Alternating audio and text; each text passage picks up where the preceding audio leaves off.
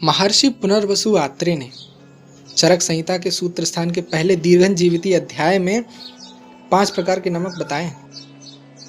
उसमें सौवर्चल है, सैंधव है, बिड है, औद्भिद है, सामुद्र है। ये 5 नमक हैं। जबकि रस तरंगिणी में औद्भिद की जगह रोमक लवण का वर्णन है, लेकिन यहाँ पर चरक ने इन 5 लवणों को कहा है। अगर नमकों के सामान्य गुण देखे जाएं तो ये 5 प्रकार के नमकों से शरीर में स्निग्धता आती है, उष्ण गुण के होते हैं, तीक्ष्ण होते हैं और इनसे अग्नि का दीपन होता है, यानी एपेटाइजर होते हैं। इनको हम लेपन के लिए यूज़ कर सकते हैं, स्नेहन स्वेदन के लिए यूज़ कर सकते हैं। कभी कभी हमको विरेचन करना होता है तो मल को निकालने के लिए यूज़ करते हैं। ऊर्ध्व मार्ग से मलों को निकालने के लिए वमन में यूज़ कर लेते हैं। बस्तियाँ, निरु और अनुवासन दोनों में यूज़ कर लेते हैं। जब हमको मालिश करनी होती है स्नेहाभ्यंग में भी यूज़ कर लेते हैं। भोजन में तो यूज़ करते ही हैं, आपको पता है। शिरो विरेचन यानी नस्य के लिए भी नमक कभी कभी यूज़ होता है। शस्त्रकर्म जैसे लेखन भेदन के लिए भी कभी कभी यूज़ होता है। वर्ती, अंजन, उत्सादन ओबटन हो गया।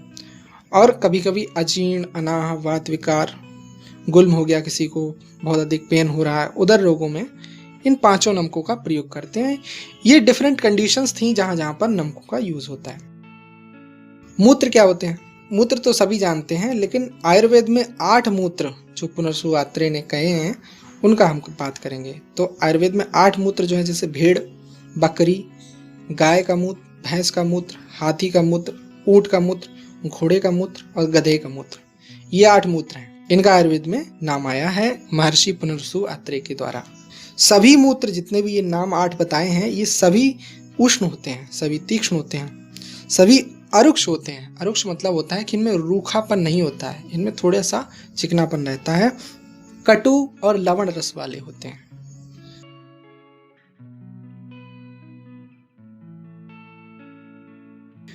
मूत्र उबटन के कार्य में यूज होते हैं। लेपन करते हैं कुछ लोग। आस्थापन वस्ती में विरेचन करने के लिए मूत्र का प्रयोग होता है। स्वेदन करना होता है, अनाह रोग हो गया होता है, विष नाशन करना होता है तब यूज होता है। उदर रोग होता है, उसमें मूत्र यूज होते हैं। अर्श में भी मूत्र बहुत इंपॉर्टेंट होते हैं। गुल्म, कुष्ठ और गिलास रोगों में यूज होता है। पुलटिस बांधने के लिए भी, उपनाह के रूप में भी, और परिषेक यानी जब हमको उस पर उष्ण जल गिराना होता है उसकी जगह हम मूत्र को यूज कर लेते हैं।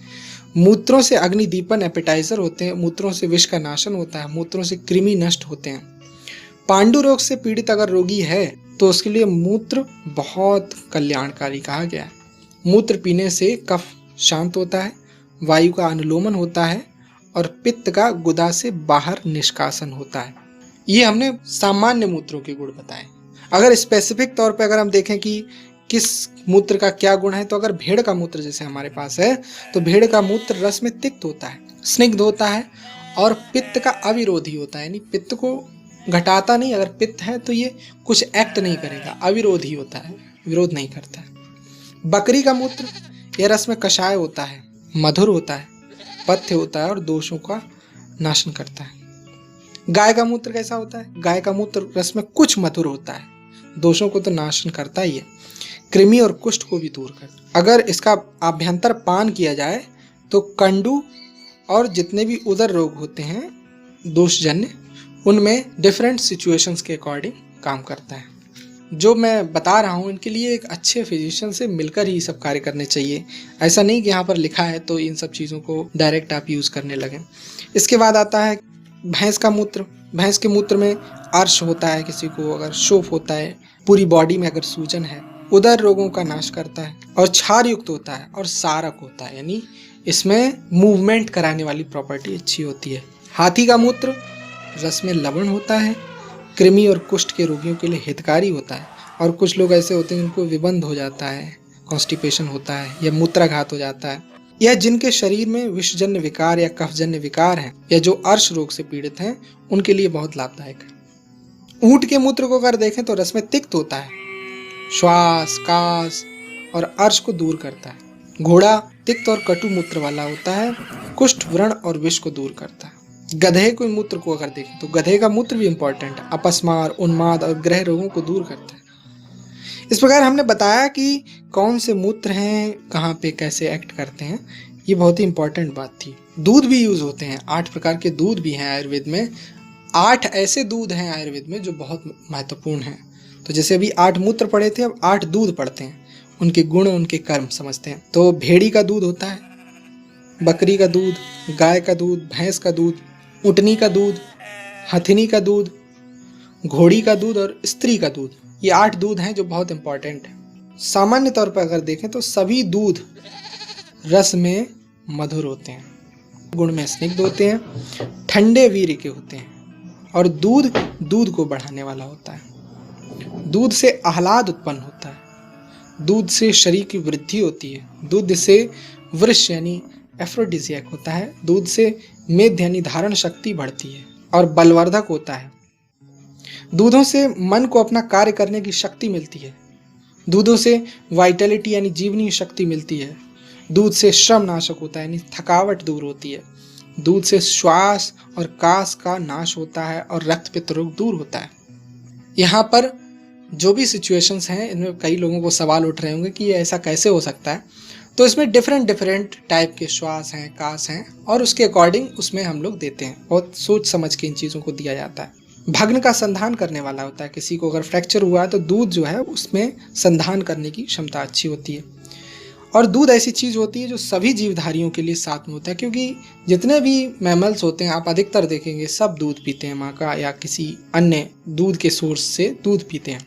तो ये सबको साथ में है। साथ में मतलब ये है कि सब इसको जनरली यूज टू होते हैं लोग इसके। दोषों का शमन और शोधन दूध से होता है, दूध से प्यास दूर होती है, दूध से अग्नि का दीपन होता है। छीण और क्षय वाले रोगियों के लिए दूध बहुत अच्छा होता है। पांडु हो गया, अम्ल पित्त रोग हो गया, शोष यानी राजयक्ष्मा वाला, गुल्म रोगी हो गए, उदर रोगी हो गए, अतिसार, जीर्ण ज्वर हो गया और विशेष करके शोथ रोग, योनि रोग, शुक्र दोष, मूत्र रोग, प्रदर रोग, विबंध यानी कॉन्स्टिपेशन और वात पित्त के रोगियों के लिए दूध बहुत लाभदायक है, पथ्य है। दूध का प्रयोग नस्य, आलेप, अवगाह, वमन, आस्थापन वस्ती, विरेचन और स्नेहन के लिए यूज होता है। ये हमने दूधों के बारे में बताया। अगर हम इनको अलग अलग गुणों के तौर पे देखें तो अन्नपान विधि अध्याय है 27वां चैप्टर, उसमें डिस्क्रिप्टिव वर्णन है इसका। तो जब हम अन्नपान विधि अध्याय आगे पढ़ेंगे तो उसमें हम कहेंगे 3 वृक्ष ऐसे हैं जिनका शोधन के लिए यूज होता है।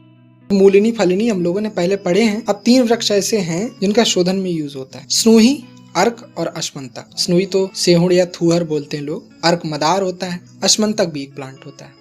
तो इसमें अश्मंतक का जो प्रयोग होता है वो वमन के लिए होता है, स्नूही क्षीर का प्रयोग विरेचन के लिए होता है और जो अर्क यानी मदार होता है उसका प्रयोग वमन और विरेचन दोनों में होता है। और भी 3 ऐसे वृक्ष हैं जिनकी छाल यूज होती है, उसमें पूतिक, कृष्णगंधा और तिलवक है। विरेचन कर्मों के लिए पूतिक और तिलवक का यूज कर लेते हैं और अगर स्किन डिजीजेस जैसे विसर्प, शोथ, अर्श, दद्रु, वेदर्धी, गलगंड, कुष्ठ और एलर्जी रोग हैं तो शोधन के लिए कृष्णगंधा का प्रयोग करेंगे। तो हमने बताया मूलिनी फलिनी पिछले लेक्चर में और 6 औषधियां नई जो थी, जिसमें जैसे स्नूही, अर्क, अश्मंतक, पूती, कृष्णगंधा और तिलवक, ये 6 औषधियां और भी हैं जो शोधन कार्य में प्रयुक्त हो जाती हैं।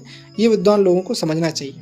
जब भी हमें औषधियों के बारे में जानकारी लेनी हो, आप कितने भी विद्वान हो, जो वन में बकरियां चराते हैं या भेड़ों को चराते हैं या गौओं का पालन करते हैं या जो गाँव में रहते हैं, इसके अलावा जो भी मनुष्य वनवासी हैं या प्रकृति के टच में हैं, वो लोग औषधियों के नाम और स्वरूप को अच्छे से जानते हैं। इसलिए हम लोगों को जब भी इस प्रकार की नॉलेज लेनी हो तो हमें उनसे संपर्क करना चाहिए, विनय पूर्वक उनसे पूछना चाहिए कि भैया इसका क्या यूज है, कैसे हम इसको प्रयोग करेंगे।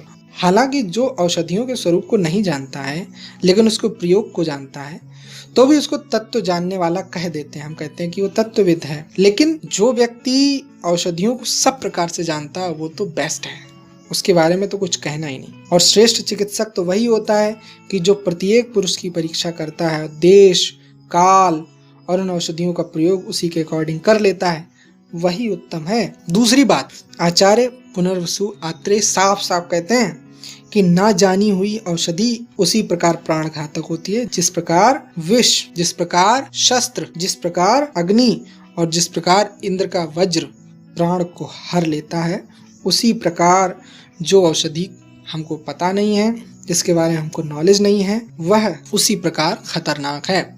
जबकि जो औषधि जिसकी नॉलेज हमको है वह हमारी प्राण की रक्षक है। और सबसे बड़ी बात ये होती है कि अगर तेज विष भी अगर हो, उसका अगर हम ठीक से प्रयोग करें तो वो श्रेष्ठ औषधि बन जाता है, और श्रेष्ठ औषधि भी हो, उसका अगर असम्यक प्रयोग करें तो तीक्ष्ण विष बन जाता है। इसलिए जो भी जीवन और स्वास्थ्य चाहते हैं व्यक्ति, उनके लिए बहुत अधिक आवश्यक है कि जो वैद्य युक्तियों के अकॉर्डिंग औषधियों का प्रयोग नहीं जानता है, उससे कोई भी औषधि ना लें। यहाँ पर सीधा सीधा क्वैक को मना किया गया, क्वैकरी को रोकने की कोशिश की है आचार्य पुनर्वसु आत्रेय ने।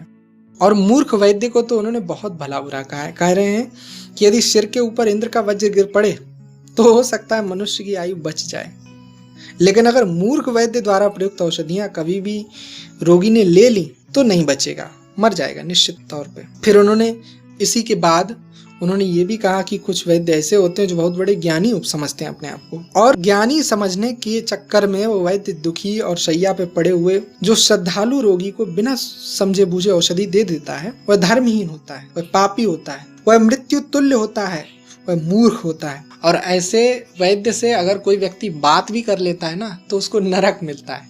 तो यहाँ पर उन्होंने वैद्य को कितना अलर्ट किया है कि आप इतने सोच समझ के रहिए, आपको हम इतना गंदा बता दे रहे हैं कि अगर आप इस तरीके से बिना सोचे समझे औषधियां देंगे तो आपको कितना घाटा होगा। फिर उन्होंने कहा कि मूर्ख वैद्य रोगी से धन ना ले, और इसके लिए उन्होंने कुछ कहा है। उन्होंने कहा कि सर्प का विष खाकर अपना प्राण गंवाना, या उबले हुए तांबे का जल पीकर अपने शरीर को खत्म कर देना, या लोहे को अग्नि में तपा लेना और उसको खा लेना, ये तब भी चलेगा।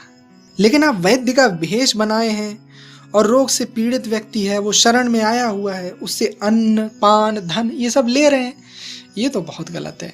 मतलब ओवरऑल उन्होंने इस बारे में उन्होंने क्वैकरी को रोकने की कोशिश की है और वैद्य को स्किलफुल होने का उपदेश किया है। इसके बाद उन्होंने कहा कि चिकित्सक को हर समय कंटिन्यूअस प्रयत्नशील रहना चाहिए कि वो अपने ज्ञान को अपडेट करता रहे। वैद्य बनने के लिए जो भी इच्छा रखता है बुद्धिमान पुरुष, उसको ये करना चाहिए कि अपने गुणों को बढ़ाए, क्योंकि उसकी संपत्ति उसके गुण ही है, तभी वह मनुष्यों को प्राण देने वाला वैद्य बन सकता है। वैद्य के बाद उन्होंने एक और बात कही, उन्होंने कहा कि वही औषध श्रेष्ठ है जिसका प्रयोग करने पर आरोग्य की प्राप्ति हो, और वही वैद्य श्रेष्ठ है जो रोगियों को रोग से मुक्त कर सके। आज के परिप्रेक्ष्य में यह बात काफी सार्थक है, लेकिन इसमें बात यह भी है कि आचार्य चरक ने 4 चीजें बताई हैं, जिसमें चतुष्पाद आगे चल के बताए हैं, ये हम आगे डिस्कस करेंगे। तो उसमें चतुष्पादों में उन्होंने बताया कि कुछ रोगी के भी गुण होते हैं, तो रोगी को वैद्य की बातों को मानने के लिए बहुत अधिक तत्पर होना चाहिए। वैद्य जैसा आदेश करे रोगी को वैसा पालन करना चाहिए, और इन सब चारों चीजों का जब अच्छा सम्मेलन होता है तो औषधि कार्य करती है। फिर अंत में वो बोले कि सभी कर्मों की सिद्धि का प्राप्त होना यह बताता है कि ये क्रिया हमने ठीक रूप से की है, और जब सारी चीजें ठीक से होने लगती हैं, हर प्रक्रिया ठीक से होने लगती है, रोगी भी ठीक होने लगता है, तो ये बात सिद्ध हो जाती है कि हाँ, ये वैद्य गुणों से युक्त है और यही सही है। यही कहा जाता है कि चिकित्सा का साफल्य ही वैद्य की एक कसौटी है।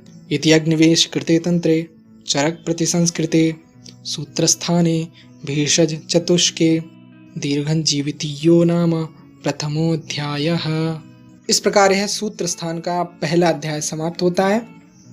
इस अध्याय में हम लोगों ने पढ़ा कि आयुर्वेद शास्त्र की उत्पत्ति कैसे हुई, जिसको मैंने पहले बताया। उसके बाद आयुर्वेद कैसे आया, अवतरण कैसे हुआ, क्यों आया, भरद्वाज ने आयुर्वेद को मृत्युलोक में यानी पृथ्वीलोक में कैसे प्रचारित किया, अग्निवेश आदि महर्षियों ने आयुर्वेद सूत्रों का सूत्रण कैसे किया, संहिताएं बनाई, संहिताओं को ऋषियों को सुनाया, ऋषियों ने उन संहिताओं का अनुमोदन किया, आयुर्वेद के लक्षणों का प्रतिपादन किया, कार्य कारण का वर्णन किया, आयुर्वेद शास्त्र का प्रयोजन क्या था, रोगों के क्या कारण थे, दोष कौन से हैं, संक्षेप में क्या क्या मेडिसिन हैं, रस और रस के क्या क्या निमित्त कारण हैं, क्या क्या आधार कारण हैं, 3 प्रकार की औषधियाँ कही हमने, मूलिनी फलिनी स्नेह लवण मूत्र दूध, ऐसे 6 वृक्ष जिनका दूध और छाल प्रयोग में आती है, ये सब बताया। इन द्रव्यों के कर्म और योग अयोग, गुण और अवगुण बताए, मूर्ख वैद्य की निंदा की और सर्वगुण संपन्न वैद्य के गुणों का निर्देश किया। ये सब पहले अध्याय में बताया, और इस लेक्चर से पहले वाले लेक्चर्स में हमने इन सब चीजों को कवर किया है। तो इस प्रकार सूत्रस्थान का पहला अध्याय आपका